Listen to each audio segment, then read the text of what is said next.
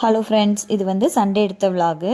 நாங்கள் சாட்டர்டேவே கோயம்புத்தூர் போயிட்டோம். ரிலேட்டிவ் ஒருத்தவங்க வீட்டுக்கு போயிருந்தோம். சாட்டர்டே அன்றைக்கி அங்கே ஸ்டே பண்ணிவிட்டு சண்டே ஆஃப்டர்நூன் போல் தான் கிளம்பி ரிட்டன் பொள்ளாச்சி வரைக்கும் வந்தோம்.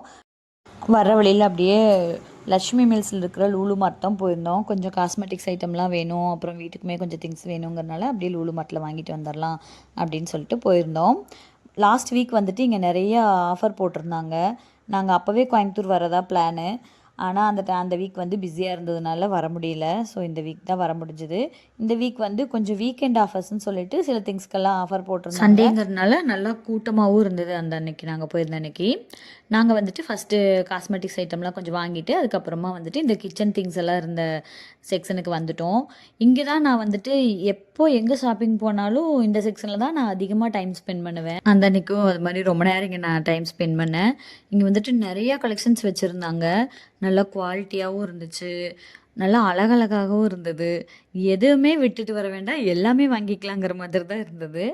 ஆனால் நான் வந்துட்டு எதுவும் வாங்கலை. நான் வந்து இன்னும் கொஞ்ச நாள் கழித்து ஒரு நியூ கிச்சன் செட்டப் பண்ணணும். அந்த டைமில் எனக்கு வேணுங்கிற மாதிரி எல்லாம் ஒரே மாதிரி வாங்கிக்கலாம். இப்போ வாங்கி வச்சா மிக்ஸ் மேட்ச் ஆயிரும்ன்ட்டு எதுவும் வாங்கலை.